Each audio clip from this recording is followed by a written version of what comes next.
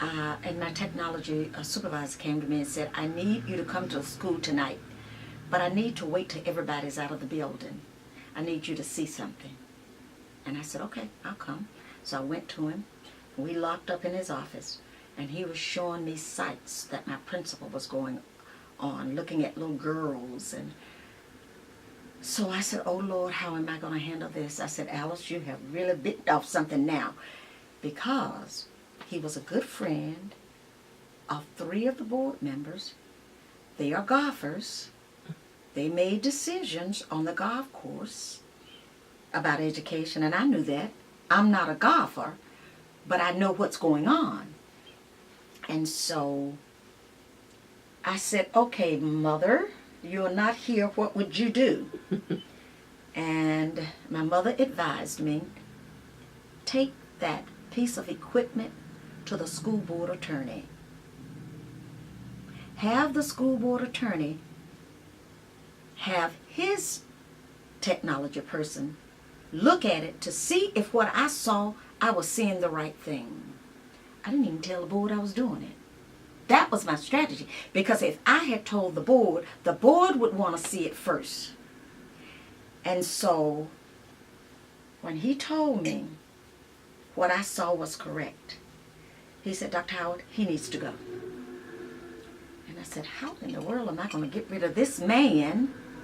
And he's a friend of all of these people. So I asked for an executive meeting, and I told them what had happened.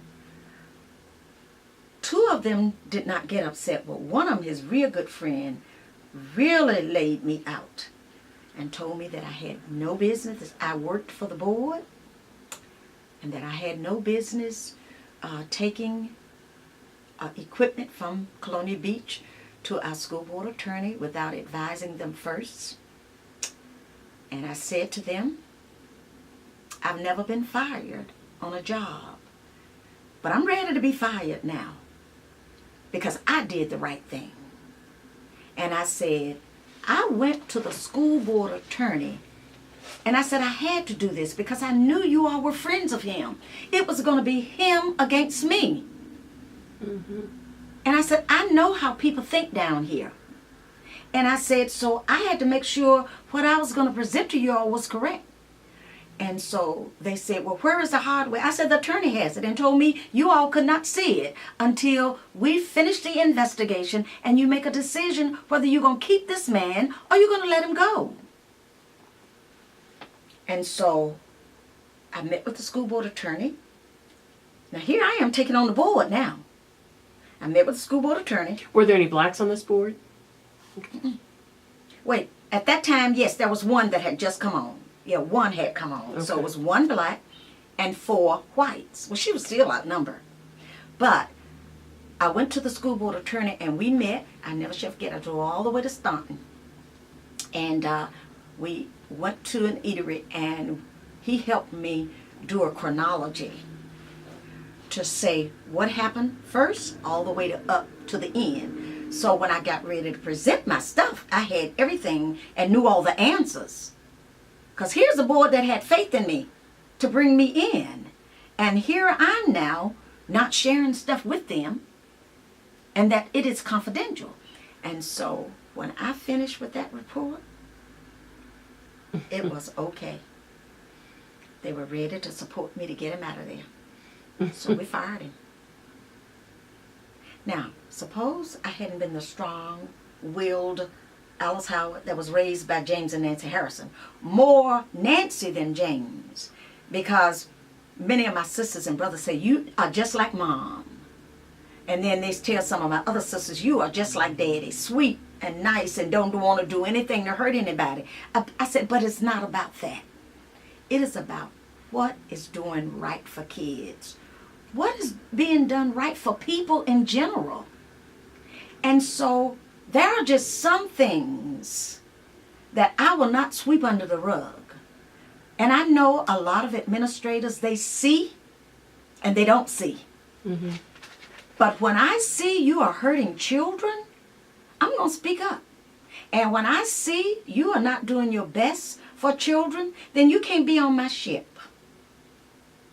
And so while I retired in June of 2008, I get a call from the Commonwealth Attorney saying, you are being investigated. This is my athletic director's best friend who has gone out and who has hired a lawyer to investigate me. And I'm gone. And so I said to him, well, I'd like to come down to see you. I said, because you know what? I don't have nothing to hide. I said, you go back and you look in those records in the school board office and see how much money Alice Howard spent out of her check to buy clothes for these children, to buy shoes for these children, to buy outfit for these children. So why would I steal from them? But because I had gotten rid of so many people, as a matter of fact, got rid of 2 principals.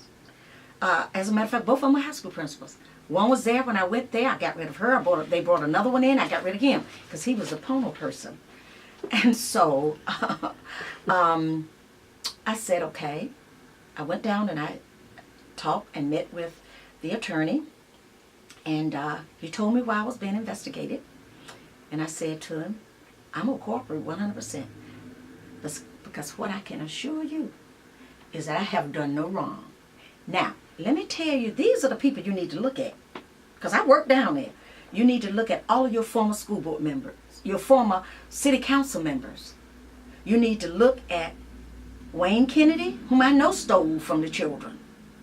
You need to look at Barbara Worrell, who was my financial director, and the board said she could do no wrong. There were times I would go to the board in confidence and say, this report doesn't make sense. I don't understand it. I need Miss Worrell to explain it better. Oh, she doesn't have to explain it. We know her figures are right. Don't even worry about it.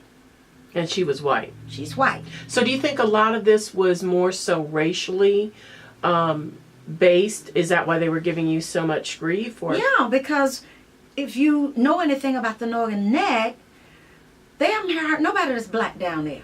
When I went there, they had 1 black teacher. 1 black teacher that had been there like 30-some years. When I left, he left and went to King George. So then they had none? No, they don't have any. Or I don't know what they have now because I haven't been down there lately. But I want to get back to the point about the money. You see, black people steal. White people don't steal.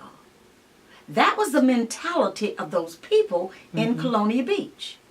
And for me to prove that this black lady never took anything, I was determined. I told my husband, I said, if we have to sell our house in Colonia Beach, in which we couldn't sell because the market wasn't good, I said, I'll sell the one up here in Brittany because I will prove my name to be innocent.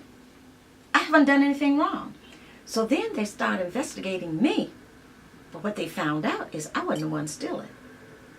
It was my white financial director who was stealing. And what she had done, shrewd operator. Now, she was the only financial director the school system had ever had. So I didn't hire her. I inherited her. And how do you tell somebody you think somebody's doing something illegal when you have been on town council and you have been the finance director for the school system since its inception and nobody has ever said anything negative about her? And all of a sudden you have a little black lady coming in here who's saying there is something wrong with these figures, but they didn't want to deal with it. And so when they investigated, it turned on them. It wasn't Alice Howard who was doing the stealing. It was Barbara Worrell. And so then all of the focus was on her. And then they wanted me to come in and testify against her. I refused to do it.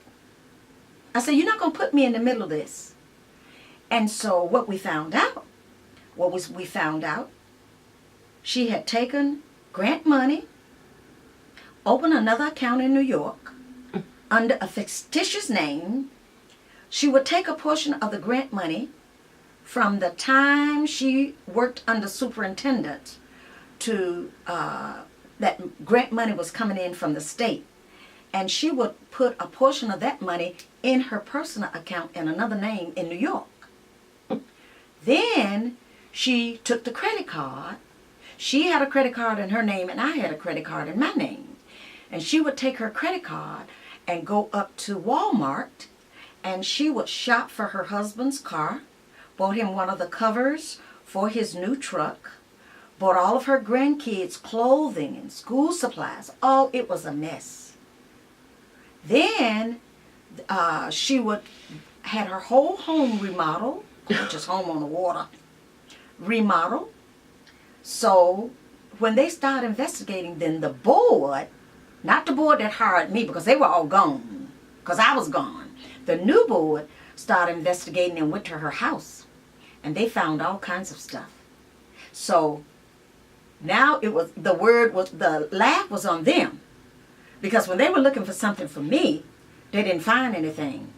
But when they opened it up on me, thinking they were going to find something, it all... Pandora's box. Mm-hmm. And so she's in jail now. Mm.